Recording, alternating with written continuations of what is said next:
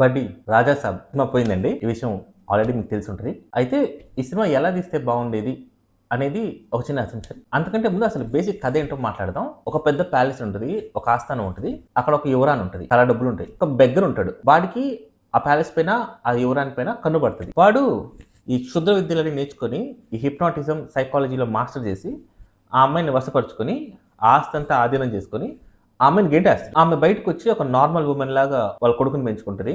తర్వాత వాళ్ళ మనవడు వస్తాడు, అతనే ప్రభాస్. చాలా సంవత్సరాలు అయిపోయిన తర్వాత ఆ విలను మళ్ళీ పుట్టాలనుకుంటాడు, ఆ భోగభాగ్యాలన్నీ అనుభవించాలనుకుంటాడు. సో వాడు మళ్ళీ పుట్టాలంటే వాడు ద్రోహం చేశాడు, ఆ అమ్మాయిని చంపేయాలి. వాడు ఇప్పుడు ఆ అమ్మాయి ఎక్కడుందో వెతికి వాళ్ళ మనవడిని వాడి దగ్గరికి రంపించుకొని వాళ్ళ నాయనమ్మని చంపేయాలన్నది ప్లాన్ చేస్తాడు.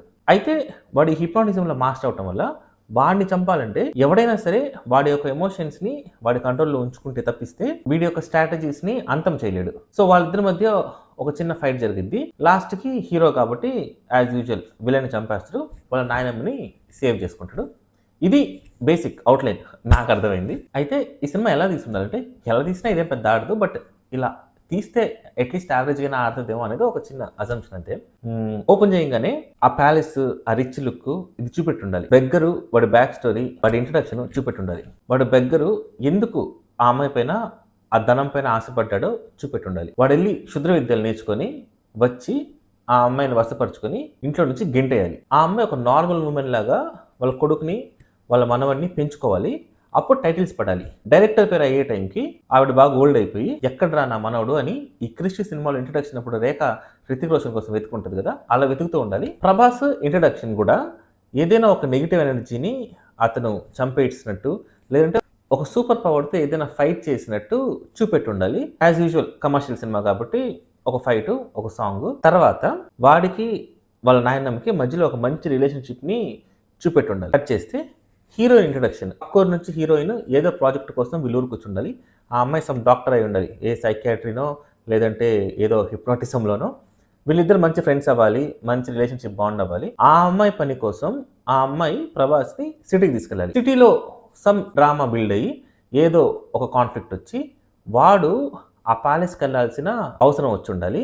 అదే టైంకి వాళ్ళ నాయనమ్మకి కూడా వాళ్ళ తాతయ్య గుర్తు రావటం, ఆ తర్వాత వాడి కల్లోకి రావటం, ఇలాంటిది ఏదైనా ఒక ఇన్సిడెంట్ జరిగి వాళ్ళ నాయనమ్మ ఫోన్ చేసి, ఒరే నువ్వు ఆ బంగ్లాకి వెళ్ళు, అక్కడ ఎందుకో మీ తాతయ్య ఉన్నాడు అనిపిస్తున్నాడు అని చెప్పాలి. సో వాళ్ళ తాతయ్య కూడా ఈ టైం కోసమే నేను వెయిట్ చేస్తున్నాను, మీరు వచ్చేయండి, ఇక్కడ మిమ్మల్ని చంపేసి ఆ తర్వాత మీ నాయనమ్మను కూడా చంపేసి నేను చచ్చిపోయి మళ్ళీ పుడతాను అని వాడి స్ట్రాటజీలో వాడు ఉండాలి. సో ఆ టైంకి ప్రభాస్ హీరోయిన్ ఆ బంగ్లా ముందు ల్యాండ్ అయ్యి ఆ బ్యాగులు కింద పడేసి ఆ బంగ్లా వైపు చూడాలి. అక్కడ ఇంటర్వెల్ పడిపోవాలి. సెకండ్ హాఫ్ స్టార్ట్ అయిన తర్వాత వాళ్ళిద్దరు ప్యాలెస్లోకి వచ్చి ఫస్ట్ భయపడటము, చిన్న కామెడీ సీన్లు జరగాలి. తర్వాత ఒక ఇన్సిడెంట్ జరగాలి. ప్రభాస్కి ఆల్రెడీ చిన్నప్పుడు జరిగిన ఇన్సిడెంట్ ఒకటి, ఆ ప్యాలెస్లో ఏదో ఒక క్లూ దొరుకుండాలి. సో వీటన్నిటికీ ఏదో ఇంటర్ కనెక్షన్ ఉంది అని చెప్పి వాడు వాళ్ళ నాయనమ్మకు ఫోన్ చేసి కథంతా అడిగి తెలుసుకోవాలి. అప్పుడు వాడికి సీరియస్నెస్ రావాలి. ఇప్పుడు బయట నుంచి ఒకడు వచ్చి అసలు వీడు ఎవడు, వీడిని చంపాలంటే నువ్వేం చేయాలి అనేది క్లియర్గా ఒక స్ట్రాటజీ చెప్పాలి. అరుంధతిలో కూడా మీరు గమనిస్తే పశుపతిని చంపాలంటే ఒక ఆయుధం కావాలి, అది నీ వెన్నుముకతో తయారవ్వాలి, అది చచ్చిపోయే ముందు నీ రక్తంతో తడవాలి, ఇలాంటిది ఒకటి ఉంటుంది. చంద్రముఖిలో కూడా విజయదశమి రోజు గంగ వాడిని చంపేస్తే చంద్రముఖి గంగను వదిలేసి వెళ్ళిపోతుంది, ఏదో ఒక స్ట్రాటజీ ఉంటుంది అనమాట. ఈ సినిమాలో అదేం ఉండదు అసలు. ఓకే, సో అలాంటిది ఏది చేస్తే వాడు చచ్చిపోతాడు అనేది ఒక స్ట్రాటజీ చెప్పాలి. లాస్ట్కి హీరో హీరోయిన్ ఇద్దరే ఉంటారు కాబట్టి వాళ్ళిద్దరి మధ్య ఉన్న పవర్స్ని వాళ్ళు వెతికి దాన్ని యూజ్ చేసుకొని ఆ లవ్ని, ఆ రొమాన్స్ని వాళ్ళు ఆయుధంగా చేసుకొని లాస్ట్కి ఆ హిప్నాటిజం చేసి ఆ విలన్తో ఫైట్ చేసి గెలిచి వాళ్ళ ఆయనని సేవ్ చేసుకోవాలి. ఇలా తీసుకుంటుంటే రొటీన్ ఫార్మాట్లో ఉన్న అట్లీస్ట్ ఒక ఫోన్లే మరీ వరస్ట్గా లేదు అనే ఒక ఇంప్రెషన్ వచ్చేదేమో అనేది ఒక చిన్న అసంప్షన్. ఇంకోటి ఏంటంటే సినిమా ఎప్పుడైనా సరే హీరోకి సంబంధించి ఉండాలి. అంటే ఇప్పుడు ఈ కథ చూడండి, ఒక మహారాణి ఒక బెగ్గరు అమ్మాయిని పెళ్లి చేసుకొని ఆ పిల్లని తరిమేసి ఆ తర్వాత మళ్ళీ ఆ అమ్మాయిని చంపేసి వాడు మళ్ళీ పుట్టాలనుకుంటాడు. హీరోకి ఏం సంబంధము అంటే ప్రభాస్ చేసే పని ఏంటి? ఏం లేదు కదా.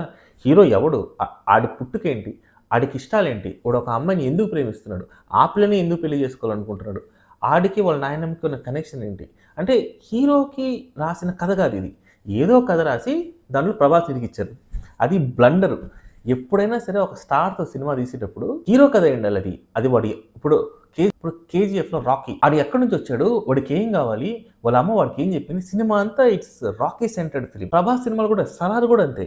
మీరు ఏ హిట్ సినిమా అయినా చూడండి ఒక స్టార్‌తో 'బాహుబలి' ఎవడు? వాళ్ళు పుట్టంగానే వాళ్ళ పేరెంట్స్ చనిపోయారు. వాళ్ళ పిన్నమ్మ పెంచింది. ఆళ్ళకొక తమ్ముడున్నాడు. వాడు ఈడు పెళ్లి చేసుకోవాలనుకున్న అమ్మాయిని పెళ్లి చేసుకోవాలనుకున్నాడు. ఇద్దరు ఒక కుర్చీ కోసం కొట్టుకున్నారు. అంటే కంప్లీట్‌లీ అది 'బాహుబలి' సెంటర్డ్ స్టోరీ. అలా ఉండాలి తప్పిస్తే ఇలాంటి కథలు ఆడాలంటే 'ప్రభాస్' ఉండకూడదు. ఏదో ఒక చిన్న కుర్రోడిని పెట్టుంటే ఆడుండేదేమో అనిపించింది. సినిమాకెళ్ళి చూడటం బట్ సినిమాకెళ్ళి చూడటం అనవసరం. ఓటీటీలో చూడొచ్చు.